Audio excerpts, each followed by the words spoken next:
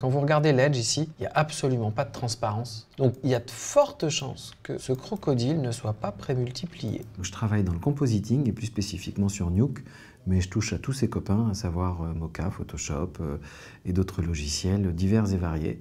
Ah, j'ai pas fait l'eau, on va faire l'eau aussi. Alors Nuke est principalement utilisé pour les effets spéciaux dans tous les grands studios. Il s'est répandu, notamment pour tout ce qui est film et cinéma, donc on le trouve partout dans tous les pays.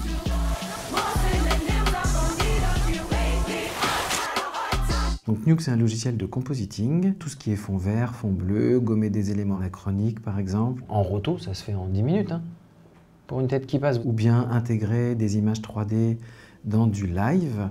Je suis italienne et je travaille dans le cinéma d'animation 2D, mais j'ai jamais travaillé en compositing avec la 3D. Donc j'avais intention d'élargir mes compétences et découvrir Nuke, dont j'ai beaucoup entendu parler. Je travaille en post-production, je suis motion designer et j'ai voulu apprendre Nuke pour pouvoir finaliser des plans que d'habitude je ne pouvais pas finaliser. L'idée, c'est d'avoir des gens qui arrivent avec un minimum de bagages concernant les effets spéciaux et rendre chaque élève autonome et de comprendre une méthodologie de travail.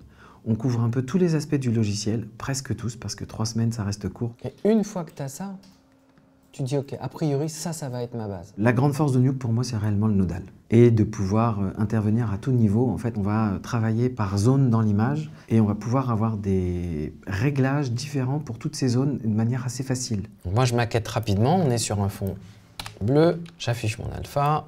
Quand par exemple on fait un key, on va dégrossir globalement le key pour l'intégration et puis après on va revenir sur une partie de l'image pour se dire là j'ai besoin d'améliorer cette partie-là. J'avais déjà fait un peu de nodal donc j'ai pas vraiment été surpris.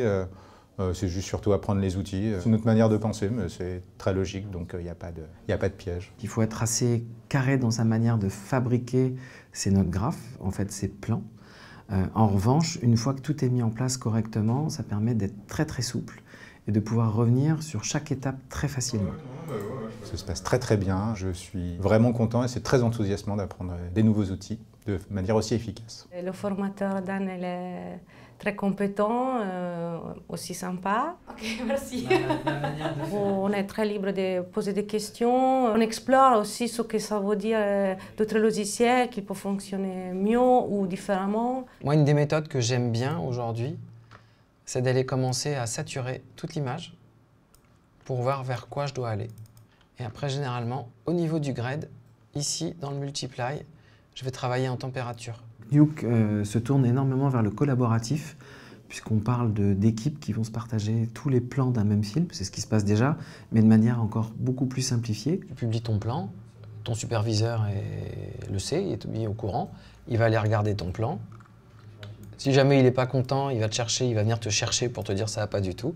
Sinon, il te fait juste des dessins. Quand on veut intégrer des couches 3D dans Nuke, sa possibilité d'aller chercher en fait tous les layers, notamment dans des multis EXR, fait que c'est très pratique d'accès et très puissant. On commence à avoir pas mal de passerelles, et notamment il y a une passerelle vers Unreal. Je vais peut-être rajouter un élément sur la chemise. Là, en fait, je vais lui mettre une tache de sang.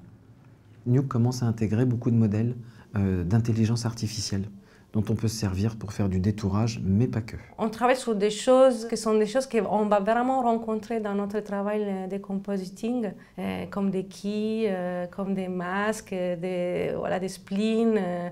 Et voilà, la 3D, que ça sera plutôt pour la 3e semaine, donc qu'on doit encore faire. Je vais pouvoir continuer mon travail de motion designer avec ce petit plus que j'aurai appris à cette formation, qui pourra peut-être me débloquer certains boulots que je ne pouvais pas assumer avant.